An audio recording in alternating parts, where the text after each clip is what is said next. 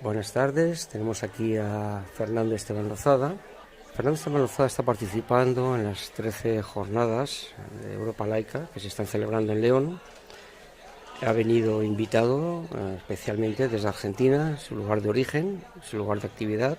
Es un activista social, político, defensor del laicismo a ultranza y que está batallando lógicamente en todas las partes, es un internacionalista. Y precisamente por eso su experiencia, su información ha sido muy interesante. Buenas tardes, Fernando. ¿Qué tal? Buenas tardes, un placer.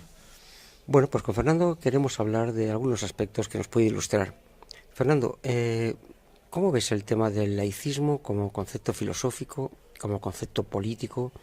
¿Cómo ves la situación a nivel internacional o al menos en el entorno cultural hispanoparlante en que nos rodeamos?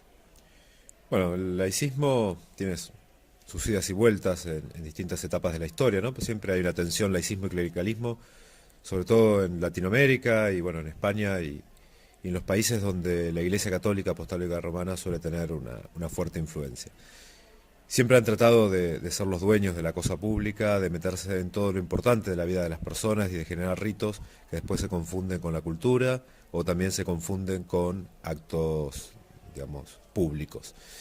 Y entonces han generado una estructura de poder muy fuerte y cuesta mucho desmantelarla y nunca se resignan y renuevan sus estrategias a lo largo del tiempo, ¿no? Lo que hemos tratado de mostrar fue justamente eso, que las estrategias de 1800 del siglo XIX son diferentes a las del siglo XX, diferentes a las del siglo XXI, porque se adaptan, no en vano 2000 años han sobrevivido manteniéndose fuertes, manteniéndose en el poder, porque su teología, su forma doctrinal, justamente legitima estas formas de dominación y siempre son afines al poder. Y entonces, bueno, luchar contra la Iglesia Católica y luchar por el laicismo es una lucha contra el poder. Justamente es una lucha contra el opresor, porque allí es donde estas religiones integristas hacen sus alianzas. Y entonces, bueno, a veces cuando avanzamos tenemos una embestida que nos hace retroceder un poco, porque, bueno, el poder no renuncia a sí mismo y siempre busca perpetuarse y cada vez acumular más. Y entonces, bueno, nos lleva bastante lucha, pero siempre estamos, por supuesto, dispuestos a darla. ¿Y cómo ves entonces la situación de que lo que muchas veces se critica al laicismo de ser un movimiento antirreligioso, yo creo que no lo es, pero evidentemente tiene al menos esa imagen en esta España, que estamos ahora mismo, cuando realmente es pura democracia, es saber respetar la pluralidad en una situación de encontrar unos principios de funcionamiento que nos unan a todos. ¿Tú crees que quizás la lucha laicista peca demasiado de enfocar demasiado con la Iglesia Católica o con las iglesias, o realmente deberíamos enfocarnos más a una lucha más democrática, de aspectos de otros valores? ¿Cómo ves tú esta dicotomía de esta trayectoria cultural que nos hace a veces los laicistas? No sé, si a lo mejor es de estar un poco retraídos respecto a que nos diga que somos antirreligiosos. Bueno, en realidad el laicismo, por definición, no puede ser antirreligioso. El laicismo viene de laicos, que viene del griego, que significa pueblo. Es decir, un estado laico es un estado para todo el pueblo, ¿no? Un estado absolutamente plural, es el complemento de una república, porque la república que promueve los valores de libertad e igualdad, bueno, justamente el paraguas que sostiene y que puede cubrir esa idea de respetar a las diferentes personas con diferentes creencias es el laicismo. El laicismo lo que promueve son estados que respeten a las personas sin importar en qué crean o en qué no creen, que no beneficia ni perjudica a nadie por cuáles son sus convicciones personales. Entonces, no hay mayor complemento para la democracia y para una democracia real que el laicismo, ¿no?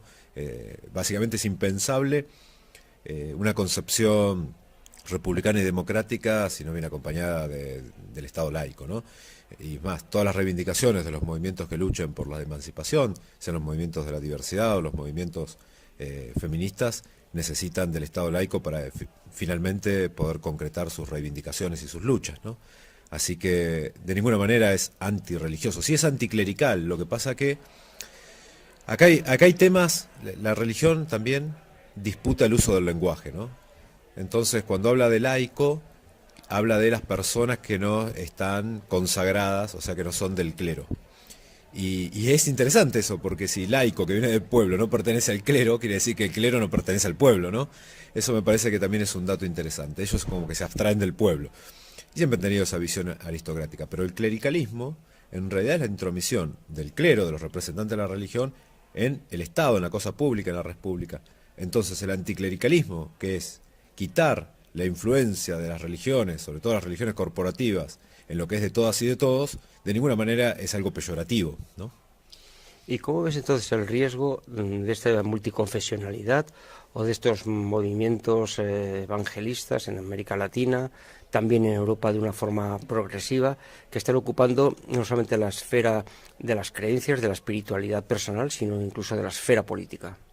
Bueno, como decía al principio, la religión y la política se entremezclan porque hay disputas de poder y la religión tiene la posibilidad de ser generadora del sentido común.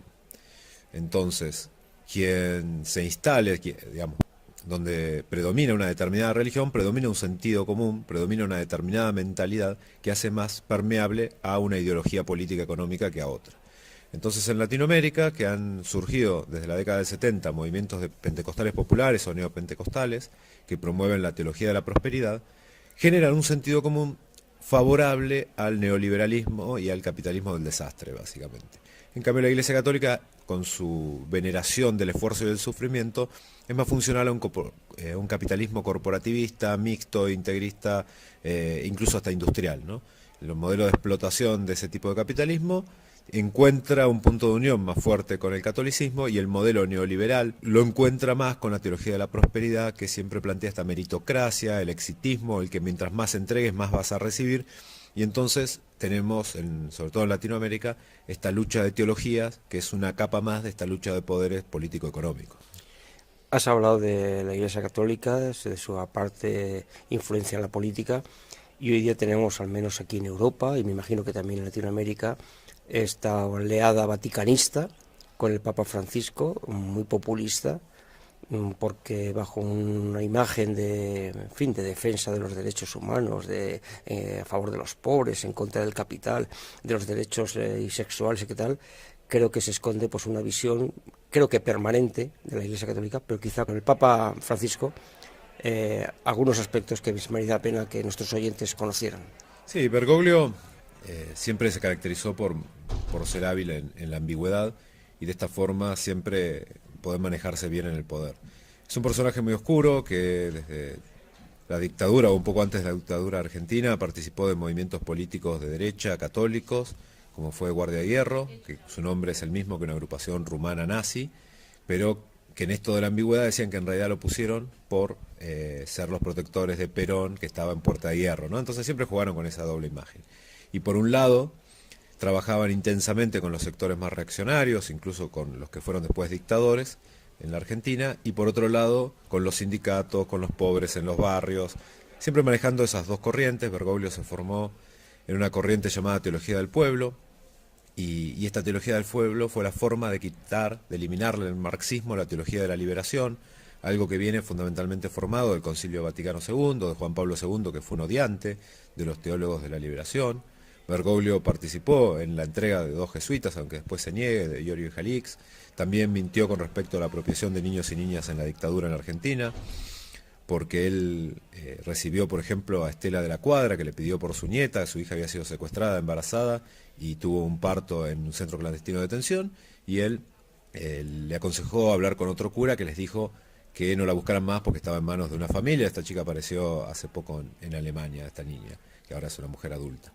Y así Bergoglio tuvo una participación muy oscura en ese periodo dictatorial, que incluso le costó estar 10 años prácticamente en el ostracismo, con un castigo de los propios jesuitas. Lo recupera Antonio Corrachino, que era una persona discriminadora del colectivo LGBT, decía que a los homosexuales había que ponernos en una isla, en un gueto, que reivindicara la amnistía a los genocidas de la última dictadura. Él lo lleva intercediendo a Juan Pablo II para poder llegar al poder, y ahí hace un crecimiento exponencial, y ahora muestra una imagen que en Argentina no la tenía, la de un papa simpático, la de una persona amable, afable.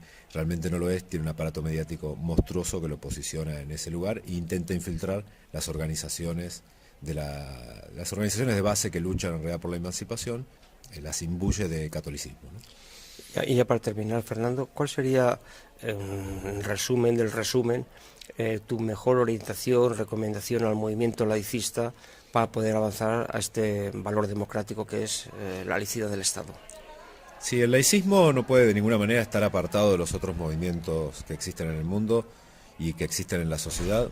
El laicismo tiene que actuar conjuntamente con organizaciones que están luchando por la reivindicación de sus derechos, por identidades que tienen la diversidad como un valor positivo, y en este encuentro se tiene que producir una sinergia que lo potencie, ¿no? Los movimientos de mujeres, los movimientos LGBT, en nuestro caso los pueblos originarios, hay movimientos políticos, incluso hay movimientos que se acercan a las religiones pero no quieren privilegios y que de alguna manera son digamos, reivindicadores de un Estado laico, como por ejemplo las católicas por el derecho a decidir, que su objetivo es conseguir, por lo menos en Argentina, el aborto legal, seguro y gratuito. Entonces ahí podemos ver que el laicismo atraviesa todas las luchas, y eso es lo que hay que concientizar, y de esa manera hay que lograr poder estar en todos los espacios y que esta lucha se vea como necesaria para lograr finalmente la equidad y la diversidad sea, como decía en un momento, algo visto como positivo dentro del tejido social. Pues muchas gracias, Fernando, por tus aportaciones, por tu estancia en España, que te deseamos que sea alegre y productiva, sobre todo también para los que te recibimos, y como siempre, salud, compañero. Gracias, estoy muy feliz de estar acá, realmente muy contento, y a mí realmente también me aporta muchísimo para después volver a mi país y seguir con la lucha, que es bastante dura y a largo plazo, así que hay que mantener siempre el ánimo arriba. De acuerdo.